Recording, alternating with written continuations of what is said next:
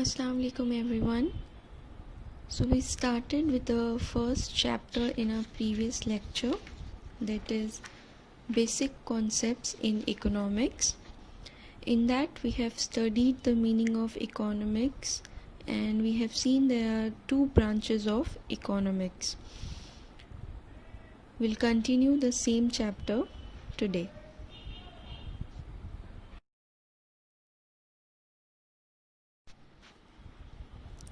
As studied in the previous lecture, in 1933, Sir Ragnar Frisch coined the terms microeconomics and macroeconomics. These terms are derived from the Greek word mikros, which means small, and macros, which means large, respectively. So we have seen the first branch of economics in the previous lecture, that is macroeconomics. Today we'll study another branch of economics, the second branch of economics, which is microeconomics. Micro means small. Microeconomics thus deals with the behavior of the individual variables such as a single household, worker, firm, industry, and so on. It is opposite of macroeconomics. In macroeconomics, we study all the economic variables at a large scale, in its totality, in aggregate. But in microeconomics, we'll study the economic variables individually. We'll divide the economy into small different parts and study each part in detail. This study will be considered as the study of microeconomics. Kenneth Walding has given the definition of microeconomics as: microeconomics is the study of particular firm, particular household, individual prices, wages, income, individual industries, particular commodities. As it is clear from the definition, microeconomics is the study of individual economic variable. It is the study of small parts of economy. It could be the study of household, how much a person is earning, or study of individual industries. So when you are studying the trade, or you're doing a trade analysis of say Reliance industry, then you are studying a particular industry, individual industry, then it will be part of microeconomics.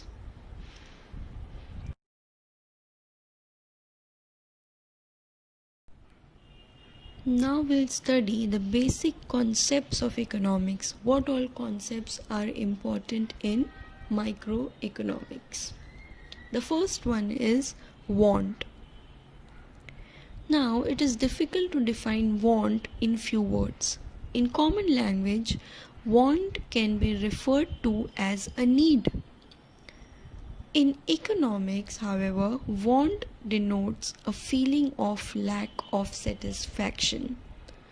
This feeling enables the individual to satisfy his want.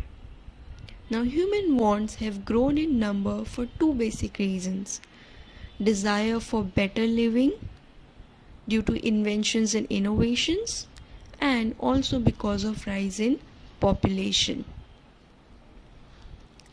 Now there are different characteristics of want. There are different ways in which you can define wants. Wants are unlimited.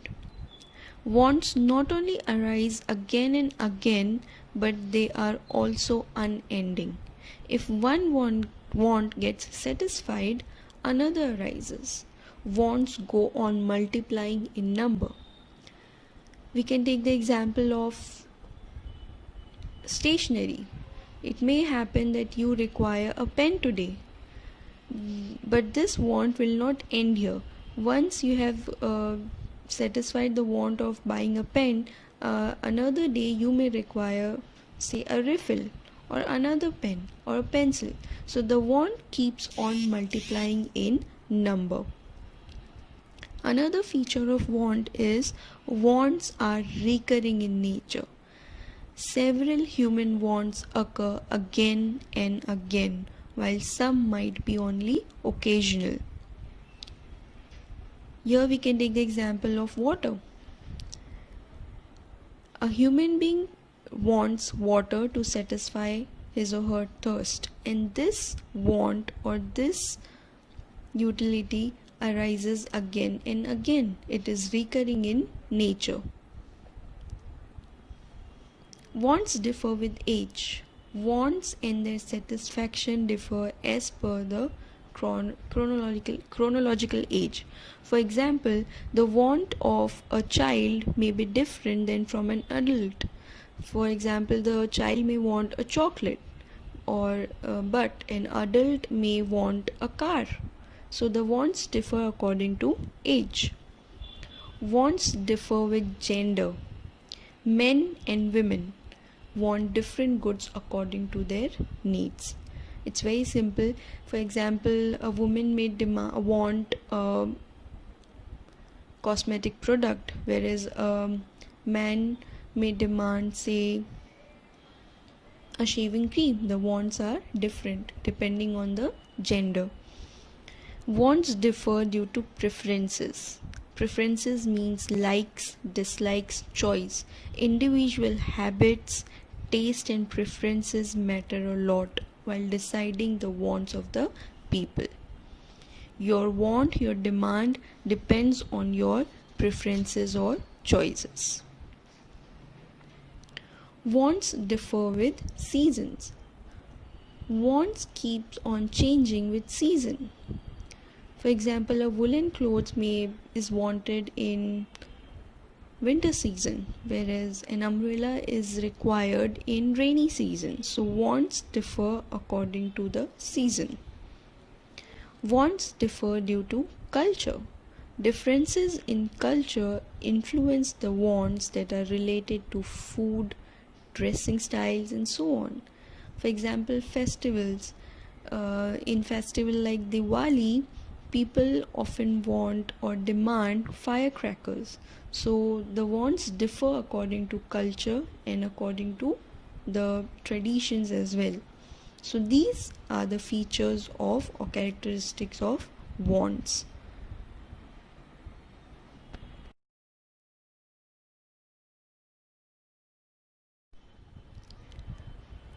As we have seen, the first feature or basic concept of microeconomics is wants.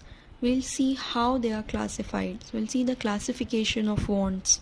Wants can be classified into economic and non-economic wants.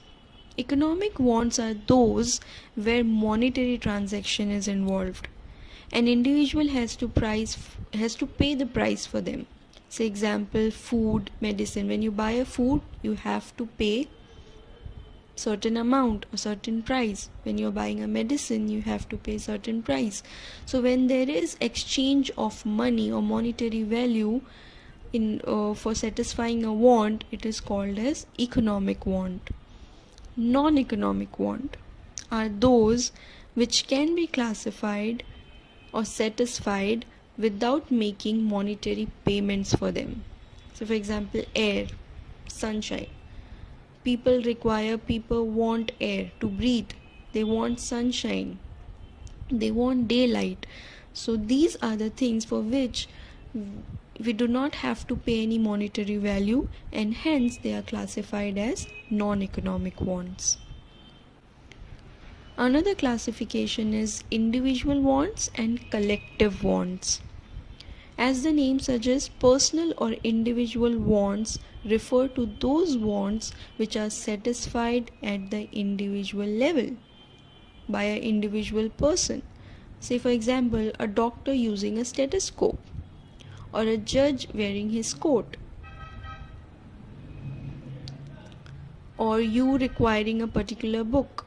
So when individual person's want is satisfied, it is called as individual want. Collective wants, on the other hand, are social wants, where there is collective satisfaction of want. Say for example, traveling by train. When a particular train is started from destination A to B, there are thousands of people traveling in one particular train. So the wants of all those passengers are getting satisfied. So this is called as collective want. Another classification is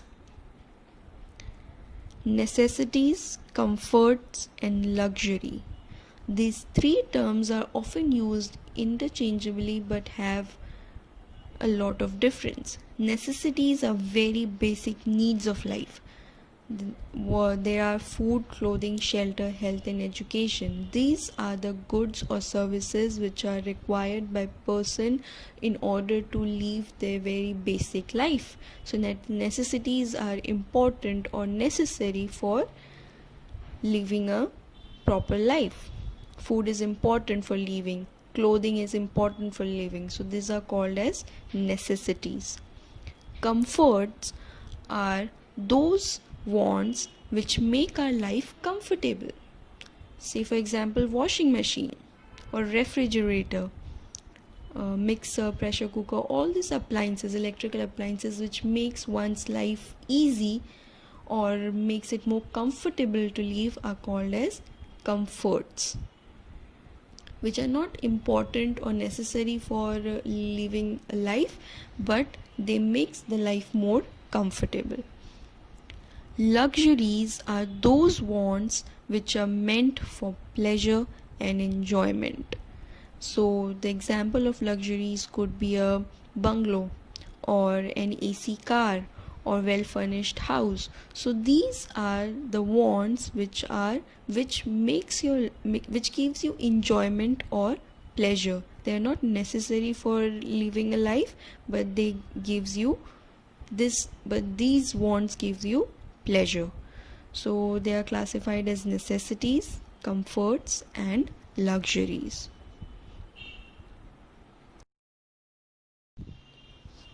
The first basic concept of microeconomics was wants. Because microeconomics is all about the study of individual economic variable, what does an individual want or how does an individual satisfy his or her wants. It is one of the basic concept in microeconomics. Another basic concept in microeconomics is goods and services. These are popular terms of economics. Anything that satisfies human wants is termed as good. It has material existence. Say for example, chalk used by a teacher. The chalk used for writing on the blackboard is a good for a teacher. A stethoscope is good for doctor. So the commodities which help an individual to satisfy his or her want will be termed as good. It has a physical material existence. It is not intangible or it is not invisible. It has a very much physical and material existence. We can take n number of examples. The soft drink, the confectionaries, the chocolates you have for eating, those all are considered as goods. Services also satisfy human wants but do not have any material existence. The difference between goods and services is that goods have a material existence, services do not have material existence. They are intangible in nature. They cannot be seen, they can be felt. They are intangible. For example, teaching offered by the teacher. When a teacher teaches to the class, her teaching is only felt or noticed by the students. It cannot be stored. It does not have any material existence. Or the services provided by a doctor or services provided by a lawyer. All these services do not have material existence. They are intangible in nature, but they satisfy human wants. So they are termed as goods and services in economics. Another important concept of microeconomics is utility. Capacity of a commodity to satisfy human wants is called as utility. A commodity or service have a want satisfying power. This want satisfying power of a commodity is called as utility. For example, when you are drinking water, water has utility for you because it has the capacity to satisfy your thirst. Or when you are having food, food has got utility for people because food has the utility of satisfying the hunger of the people. So the want of the people is getting satisfied because of food and water. So these commodities have got utility. When any commodity has got any usefulness or use for an individual, then it is called as utility. It is very important concept in microeconomics.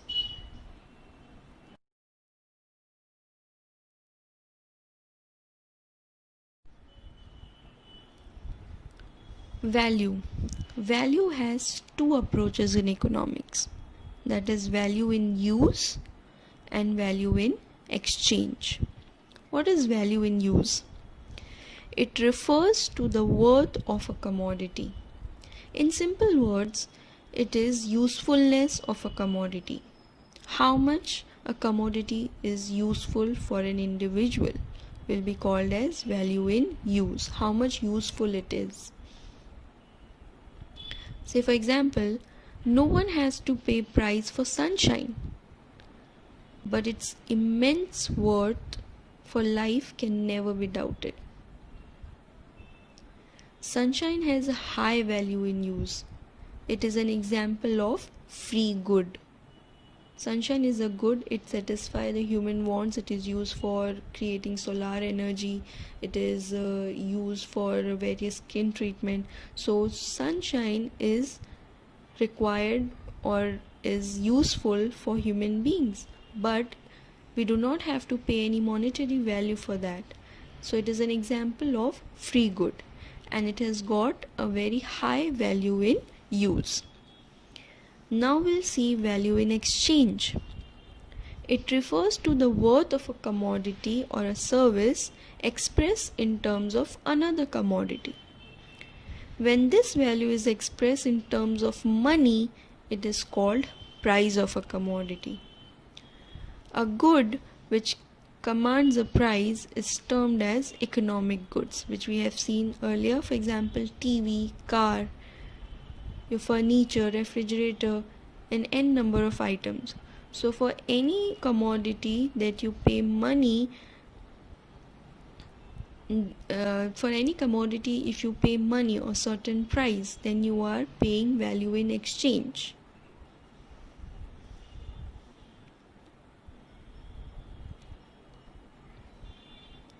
Now we'll compare this both value in use and value in exchange, and we'll see what is paradox of value.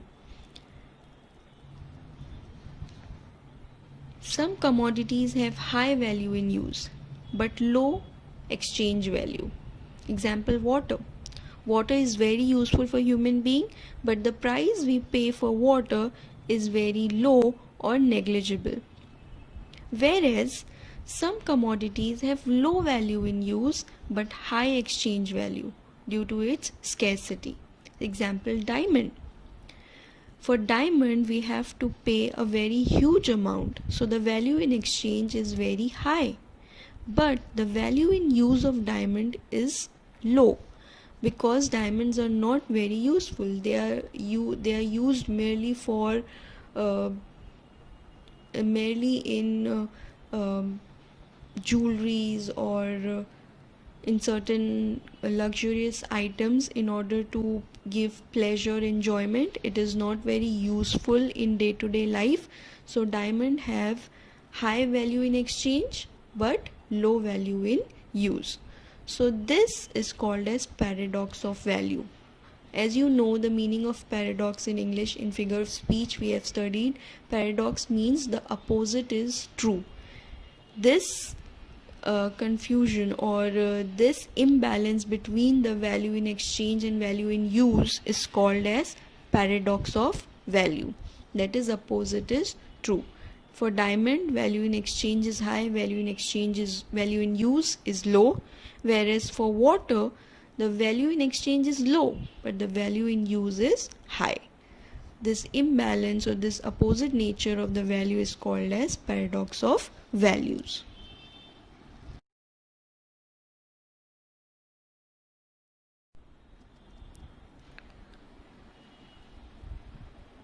The next basic concept in microeconomics is wealth. Wealth refers to anything which has market value and can be exchanged for money. Now, in order to be regarded as wealth in economics, a commodity must possess the following characteristics. That is, a commodity, first one is utility. A commodity must have the capacity to satisfy human wants. Example, furniture, refrigerator. Furniture is used in home and refrigerators is used for keeping your foods and waters and other items. So both these items have got utility, and they will be considered as wealth. Scarcity. A commodity must be scarce in supply in relation to its demand. If it is so, then it is termed as wealth. Example, all economic goods for which price is paid. So we have seen the example of refrigerator and furniture. For that you have to pay a certain amount of money. So those are economic goods and hence will be termed as wealth. Transferability. A commodity should be transferable from one person to another person as well as from one place to another place. If the good is material or tangible, then only it is possible to transfer it from place to place. Say for example, vehicle, jewelry. So another feature of wealth is that it should be transferable from one person to another, from one place to another. Externality. A good can be transferred only if it is external to human body. Say example, bag, chair, or any commodity. You can take the example of furniture, refrigerator. You can take the example of your car or motorbikes or any physical material item that you possess will be considered as wealth. The meaning here of this point is that your organs, say your eyes, will not be considered as wealth because it does not have the feature of externality. That is, it cannot be separated from the human body. So it will not be considered as wealth. So for a commodity to be considered as wealth, it should have utility, scarcity, transferability and externality. If these 3 points is possessed by any commodity, then it will be considered as wealth in economics, and it is an important concept in microeconomics.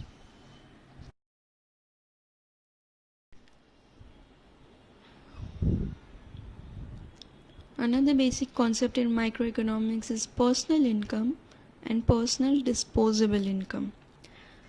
What is personal income? Any earnings received by a person from all sources is called as personal income. So if a person does a job, the salary he gets will be considered as his income. Or if a person runs a business, then the profit that he gets will be considered as his income. Personal income. Now what is personal disposable income? It is that part of personal income which is left over after the payment of direct taxes such as income tax, wealth tax and so on. So we can take the example of a person who runs a business. He earns a profit of say rupees 20,000. So this 20,000 is his personal income. Now from this 20,000, say he pays a tax of rupees 5,000 to the government. So what is left with him is 20,000 minus 5,000, that is 15,000. 15,000 will be his personal disposable income. That is income which is left after the payment of taxes.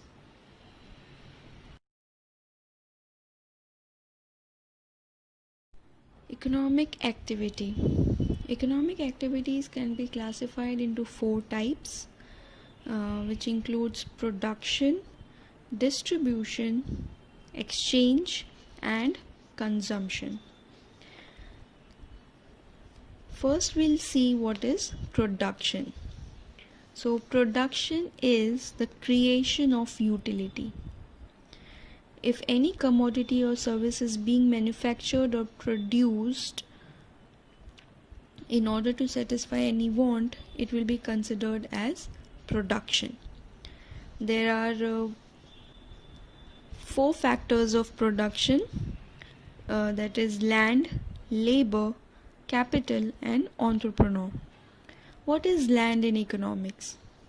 Land in economics is a wide term. It is natural factor of production. Any natural resource that is available on, above, and below the surface of the earth is called as land. Say for example minerals. Minerals which are found below the surface of the earth will be considered as land, or soil or water on the surface of the earth will be considered as land, or air, sunshine, wind which are above the surface of the earth will also be termed as land in economics. It is one of the factors of production because it helps in the activity of production. Land earns rent in productive activity. So when you have a piece of land, or a piece of land is being given to somebody for carrying out the production process, what you fetch is called as rent. So land fetches or earns rent, so that is economic activity. Now what is labor? Labor is a human factor of production. Any physical or mental effort undergone during the process of production to earn the reward of wages is called as labor. We can take the example of carpenter, accountants, engineer, or any factory manager working in a factory. They all earn wages for the efforts they put in the production process. So they are human factor of production. Next is capital. Capital is a produced means for further production. It is a man-made factor of production which earns the reward in the form of interest. So capital can be in the form of machinery, technology, building, or in the form of hardcore money. So if a person invests in particular business, he is investing capital, and in return of that capital, that person can earn interest. Capital helps in the production process and hence is a factor of production. Another factor of production is entrepreneur. Entrepreneur is the organizer who is a real captain of the industry. He is a special kind of labor who gets the work done to earn the reward of profit in the process of production. In simple words, entrepreneur is the businessman or owner of the business. He invests his time, efforts, his skills in the business in order to undertake the production process, and in return he earns profit. So these are the 4 factors of production: land, labor, capital, and entrepreneur. And production is one of the very basic economic activity.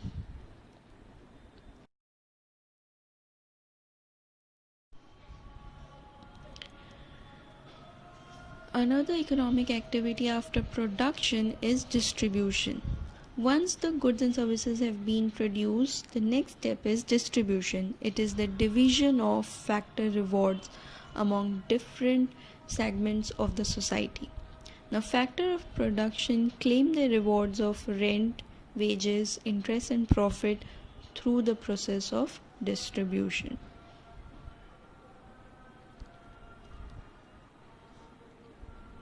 Once the production process has been undertaken, the next step is distribution of goods and services, and Through this distribution process, a number of agents like wholesale agents or retailers earn their profit or earn their income. So it is part of the economic activity.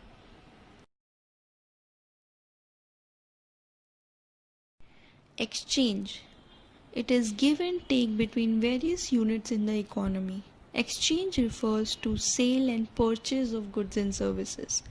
In economics, exchange is necessarily a monetary transaction. So when you are buying a refrigerator from the electrical appliances store, then you are undertaking the process of exchange, that is, you are buying a particular commodity, so it is part of the overall economic activity. So any transaction where you exchange money for goods and services will be termed as exchange or economic activity.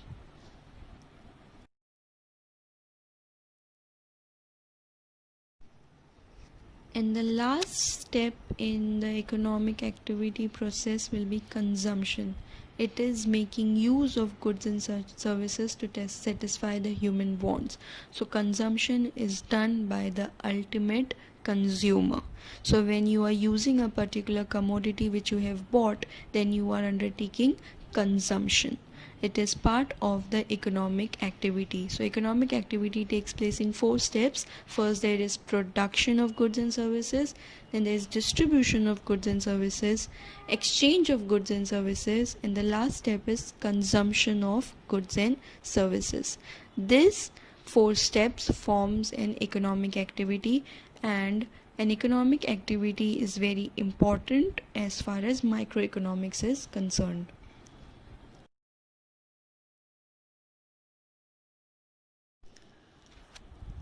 So we have completed the basic concepts of microeconomics. In this particular lecture, we have seen the concept of microeconomics and what are all the basic important terms in microeconomics. With this, we have completed our first chapter of economics. We'll begin with the second chapter in the next lecture. And that's all for today. Thank you.